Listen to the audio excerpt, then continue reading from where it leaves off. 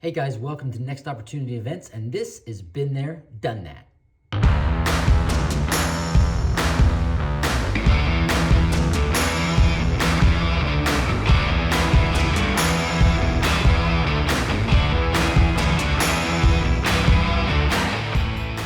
Hey guys, Mike here from Next Opportunity Events, and welcome to our newest web series called Been There, Done That. This is a new web series that we're doing here on our YouTube channel where I'm interviewing past runners from all of our Next Opportunity Events races, every race, every distance. I'm talking to runners who've been there, done that, about what they liked about the race, how they trained for it, what they didn't like about the race, maybe some things that caught them off guard, tips and advice for other runners like you who might be thinking about running a race, everything from the Bluegrass Ultra at the beginning of the year all the way through to the Red River Gorge Ultra in December. We're talking about all of it. So please subscribe to our YouTube channel. We're gonna have more coming out in the next few weeks from runners all across the country about all the Next Opportunity Events races that you're interested in. Today, we're talking about the Warhammer 100 miler. If you're interested in the Warhammer 50 mile or the Warhammer 50K, don't worry, we've got more interviews coming up. In fact, next week, I'm talking to my buddy Forrest, who ran the Warhammer 50K just last year. So we're gonna be talking about that soon, so stay tuned. But today, it's all about the Warhammer 100. And today, we're talking to 2021 finisher Beth Shell. Now, Beth had a really unique experience at the 2021 Warhammer 100 because she actually DNF'd, but she did finish the race. It was one of those unfortunate bummer type situations where she finished just after the final finish line cutoff, 9 minutes after the finish line cutoff. So her result was a DNF, although she did finish the race. She was actually the third female to get across the finish line for the Warhammer 100. It was an insane day full of storms, blistering heat, storms, and more storms. She was wet, she was soaked, she was exhausted. She ran for over 36 hours and 9 minutes to be exact. So please welcome Beth Shell as we talk about the Warhammer 100.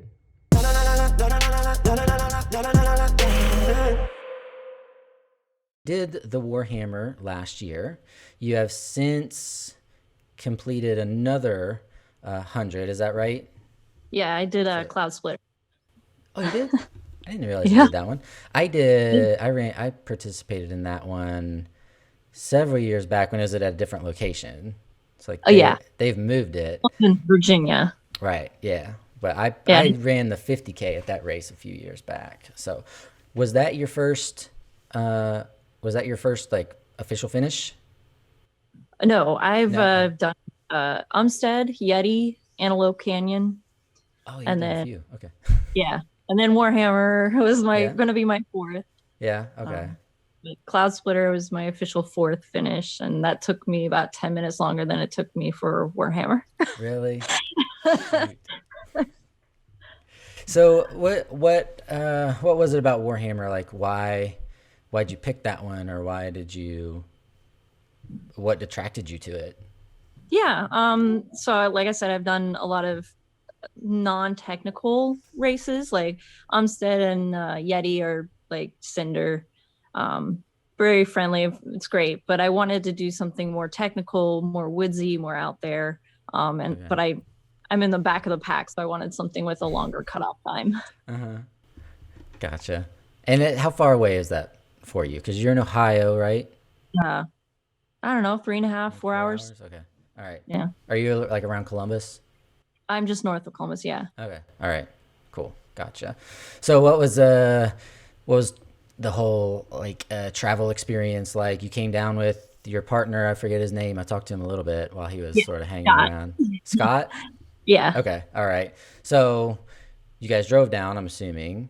Yeah. And so tell me about the travel, lodging. Like what'd you do? Did you stay at the camp? Yeah, I stayed at one of the cabins right there, like feet from the start line. Nice. Okay, good. So did Scott end up, the power went out, right after you guys started, was he around? I don't know. Okay. All right. Yeah. I think he went for a run, actually. He had just completed 100 miler the weekend before, so. Oh, no shit. Okay. Yeah, he didn't pace me at all, but he was good crew. Yeah. Well, okay, he probably wasn't around then. Yeah, it was like a half hour after the race started on Friday, Mhm. we sent the 100 milers off, and I ran out with everybody to the trailhead, high Yeah. five, all good. And I probably had, like, I estimated like an hour and a half to get to that first aid station, because I was doing that one with a few other Yeah. volunteers because I didn't have anything else to do. While you gotta like start the 100 miler, and then I'm like, I got about 20 hours before I really need to do like any. So I went out and I had some time, but so we were just sort of hanging around at the start line, and yeah, like 20 or 30 minutes, just all the power went out. The Wi-Fi went out, and all the lights went out, and like a tree had fallen on Oh, power lines nearby. imagine that. I know, like that weekend was just total shit. So like, yeah, all the power went out at the whole camp, and it was out like most of the day. Like Oh, I think it got so that we started the race at 10, right, in the morning, and yeah. it may have been back on by like 3 o'clock, 4 o'clock that afternoon, maybe. Like, the power was out most of the day. So I was like, thank God that nobody's here. We like already got everything started. So I didn't Yeah. know if I know there were a few other people at who were staying at the camp who came out. They were running the 50 miler the next day, and they were like, "What's up?" And I was like, "I don't know." I'm not sure. So I didn't know if Scott got caught in that or not. I don't, he never mentioned anything. Okay, well, that's good. All right. So what about the sort of all the non-race stuff, first of all, like the pre-race, post-race stuff? I know maybe not post-race so much because it's after 36 hours, it's just sort of like, let's get in bed, I'm sure. But Yeah. so what about, tell me about the pre-race stuff, even like before you got there, the communication and all that. Um, did it work for you, or what could have been better? Um, I think like the videos that you did of the course, they really helped because I didn't realize how Mhm. technical it was until I saw those videos. Um, Unfortunately, it was like a week or two before we started. So at that point, my training's done. But at Yeah. least when I got there, I wasn't shocked. And there was like that one part where you go over a bridge and you double back up a hill. And a lot of people got confused, but I didn't because I had seen the video of that part. I remember that. Yeah. Yeah, that was Yeah. that's on that first little bit. I remember when I was marking that, I was like, "Oh my God, how am I going to do this?" Because it's like you totally leave the trail, like the trail just keeps on Yeah. going like that, and you gotta like step off Turn of left. it, climb down under the bridge you just ran over. Uh, so yeah, I know a lot of people miss that one. So, um, Yeah. were you around for like the pre-race stuff on Thursday night? Like, did you go to Um, the meet? no, Okay, no, I did not know. I okay, came kind of late on Thursday, so I was there for Friday. all right, okay, cool. So, what was kind of the highlight for you? I've kind of already introed it a little bit before we Mhm. started chatting about, like generally what your experience was. Made it the whole way. What was it, like 7 minutes, 9 minutes, 9 minutes. nine? So you did the whole thing. Yeah. Tell me some of the highlights, like what was good, what you enjoyed. I know 100 miles is a lot of ups and a lot of downs, but like what were Yeah. some of the up parts? I love the volunteers at the aid stations. The one between Big Dog and the turnaround, the 49er. Hmm. Um, Hawk Creek, I think. Yeah. yeah, Uh huh. that one. The night crew was awesome. They made like the best quesadilla ever. Yeah. Coated in salt and a pickle in it. Oh, nice. And I have literally talked about this quesadilla for months. But no, the volunteers That's funny. are awesome. um, I don't know. I like the variety of the course. There was single track, there's double track, there's hills, there's technical areas. It's always different wherever Hmm. you are. Right. Yeah. Tyler, one of the guy that was working that Hawk Creek aid station, Yeah. I remember he asked me, he's like, would it be okay if we made some quesadillas? I was like, dude, I'm not like, the answer is never going to be no to anything like that. And it's funny. that you say that because that's like one of the smaller aid stations at that rate. It's just like on the side of the road, this little pull Yep. off. We can only fit like one, maybe two cars there. Yeah, it was the Uh, best. yeah, I was And the like, people are great. They're just full of energy. yeah, yeah. It's tough to find people to come out and stay at an aid station all night long. So when you Oh yeah. finally do get somebody who's up for it, you know that like they're up for it. They're not gonna Right. half-ass it. So that's I'm glad that that one worked out. So, what was some of the what was something that maybe caught you off guard or something that you didn't expect? Um, I mean, like I said, it was very technical, especially the first 50. I didn't expect it to take Yeah. me as long as it did. Um, and then I kind of felt like I was catching up from the rest on. So it that caught me off guard. The weather, obviously. Mm-hmm. But I mean, it's Kentucky in June, so I expected it to be hot and humid. I just didn't expect a lot of trees to be down in the course. And Right. Yeah, there were. Were you ever scared, like during some of those storms? one of them, I was by myself in the I think it was like the flood trail where there wasn't very much of a trail to be seen other than the Yeah. flag. Uh-huh. And I was by myself and the lightning was going around. That was the only time I was a little bit questionable. Really? Okay. So that would be like on the 100-mile route, like Yeah. mile what? Like Um, yeah, 13, 13? Okay. yeah, Yeah, like pretty so pretty early. pretty early. I heard some other folks maybe in a podcast that some of the guys were doing on maybe it was the Ridge Runners podcast, one of those guys. They were talking Mm-hmm. about they were running the 50 miler and they were Mm-hmm. on the back half of the 50-mile route and Mm-hmm. that last big storm hit Oh yeah. and they said there were just like huge tree limbs just falling and they were like we got to get cover. Right. Yeah. I So was running down that giant hill when that came and I was yeah. I think I wished for death at that point, but I had to do the huge water crossing after like the storm had been going on for like 45 minutes. So I was really nervous about the rapids of that, but I Hmm. was fine. How deep was it when you went across? Over my knees, so like 3 feet, but it was Okay. so fast. That was a problem. It was It, you're whatever 85 miles in and it's going super fast. I was a little nervous about it. yeah. Yeah. I was too. I'm Definitely. sure. I'm sure Yeah. you were. I was freaking about it all week, but especially that day, like we still had, or we had some safety crews who were stationed up at the Big Dog aid station, and I think Right. the crossing you're talking about is Sinking Creek, which is Yeah. just north of the Big Dog aid station. So yeah, we had people go out there several times just because I was so nervous. I kept calling up there. I was like, "Can they like hike in again and check it out? Can they do it again? Can they do it again?" Right. Because that bridge got like it will get up. It's gotten up above that bridge, which is like when you're in the water as you crossed it, it's probably Right. 20 feet above your head.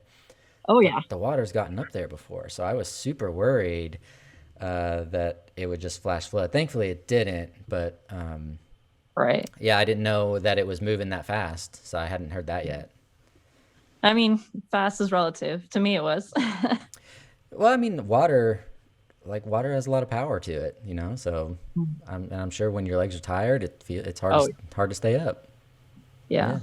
Yeah, yeah. Was there anything else that was either unexpected or that you really found difficult to overcome specifically, or just kind of was it just like all Yeah, there's hard?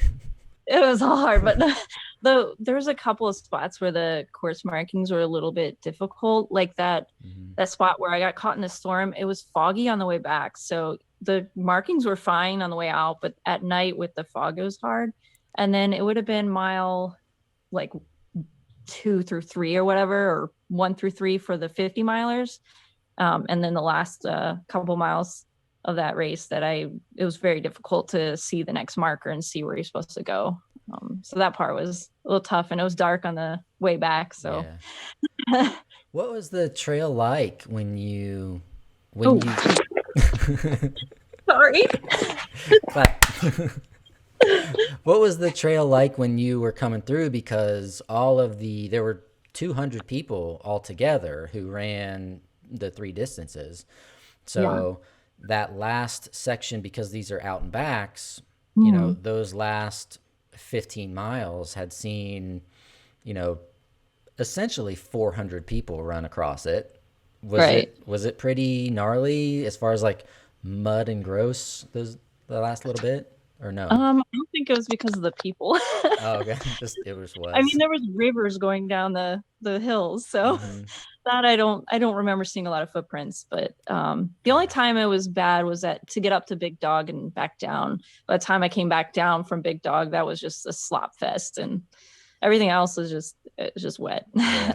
Well, that's not even a trail really to get Right, I up know. to that aid station, because that's just my buddy Nate owns that property, and he was like, "You want to put an aid station?" When I was even just talking about doing the Warhammer, he's like, "Yeah, we'll put an aid station at my place," and I was like, "Cool. How do they get up there?" So we I just love yeah, I mean it was it. yeah, it was cool, but I mean I just saw photos and videos of just people sliding down, just because it's because when we went out to make this little makeshift trail going Right. up from the actual trail up to the house, we were just like, I mean, we just had a few hours and we had some shovels. And so we are Mhm. just like, oh, let's just clear some stuff. We didn't actually like try to build a trail or anything. So yeah, it just goes right up the hill. Oh yeah. Hmm. On the way down, my pacer wanted to change her shoes, so I ran ahead of her. I had a popsicle in my mouth and just slid down like I don't even care. just just sit down and go, man. So what would you tell specifically somebody who's doing the Warhammer 100 mile, somebody who's doing it for the first time, either if it's their first 100, but definitely somebody who's doing the Warhammer for the first time? Like, do Yeah. you have any advice or anything like that? Have be prepared for wet feet. Even if it's not raining, you're going through a lot of water. Um, Technical, just be prepared for anything. I mean, it's Kentucky, June. You never know what you're gonna get. Mm-hmm. It's probably gonna be humid, it's gonna be hot, there's gonna be bugs, there's gonna be poison ivy. It's all there. Be Yeah. ready mentally and physically. Hmm. Yeah, the one thing I didn't expect was I saw photos from you and a few others, Mhm. and I recognized parts of I recognized where the photo was, but you're Yeah. standing in a creek, and I was like, "There's not a creek right there." And there was there was just so much rain. There were creeks where I had never seen creeks, and there was just water where I had never seen water before. And so that was like, I think you and I are probably in the same boat. I didn't even expect that. Like, I know that in June in this part of the country, we can get water and just rain out of Right. nowhere.